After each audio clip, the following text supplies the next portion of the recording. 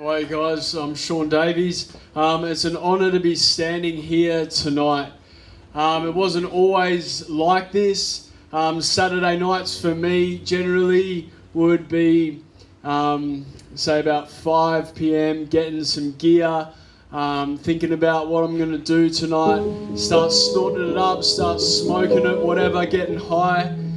I used to love running amok, so I would kind of go wherever the wind would take me as long as I knew I could take drugs and have fun. And so, I'd continue on this thought, hoping that I'd be able to achieve that.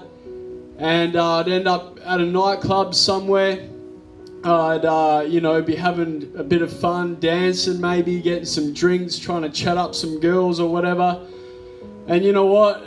I'd just continue searching for that high. It just never seemed to really quite hit the spot. And I'd end up, taking more drugs. I'd end up going out to some friend's house after the clubs and just kind of sitting around, talking about life. It was funny that in those times I'd always be trying to talk to someone, find someone that would talk to me about God. And about, is there more to life than this? Surely we don't just die and then nothing. Surely there's something after this life. And it's funny that all my friends knew that don't get near Sean when he's off his face at the end of a big weekend, because all he'd want to talk about is the things of God. And you know what? I was stuck on this cycle, just like Jono said. You get stuck on this cycle. It's just the same thing after on and on it goes, right? I had a friend who started getting into some nightclub events, and so I thought, oh yeah, this is pretty exciting. This is pretty fun. He started, he would organise some DJs. They'd fly over from Sydney, would put them up in a club. They'd stay at a hotel or whatever. They were getting, thousands of dollars on the door. My friend would get to take the door money, and then whatever the, bar made, that would be what the nightclub owners would get.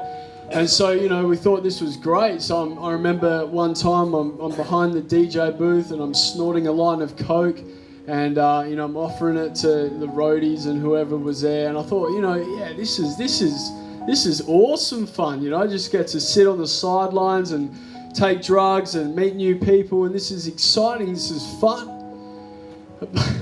It was for a little bit, and then it just seemed to come crashing down. I remember looking in the office at the door to where my mate had this event, and I saw this big guy walk in.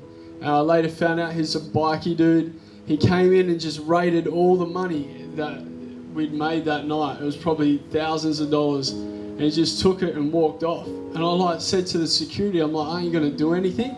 They're like, nah, he works for the owner. And I'm like, what? And so it was all just a rort. These guys were just using my friend to make some money on the door and then just flicking him to the side. And I just thought, that's crazy. But you know what? The devil does that. He comes and he steals from us. He robs from us. And he robs more than just money. He tries to rob our soul. He tries to rob our life. And you know what? I was sick of the devil just literally chewing me up and spitting me back out. I was sick of the devil ruling my life, telling me what I should do and what promising me the world and just letting me down time and time again. I was sick and tired of living like this. I remember in a moment of desperation, I cried out to God. I said, God, if you're real, you need to help me. I'm sick of living life like this. Drugs were destroying my mind. I was literally on my way to a mental ward. I was seeing things, hearing things. I wasn't who I wanted to be. My relationships were falling apart. I was an absolute mess. And I tell you what, Jesus Christ, He entered my life and He set me free. I actually had peace in my life for the first time. It was like instantly I was able to sleep at night without smoking a cone to get to sleep. How awesome was that? 4.5 years of literally relying on weed to get to sleep. And I was able to just function normally. I was able to sleep normally. I started to just have normal things happen, like a dream. I remember I'd be able to dream normally.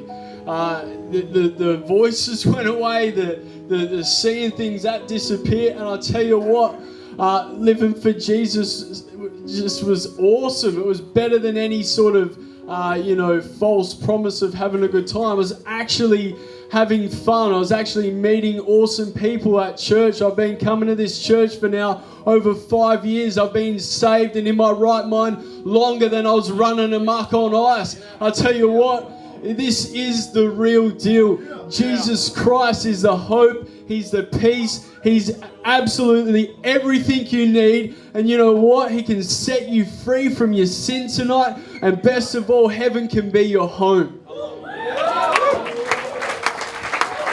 Welcome.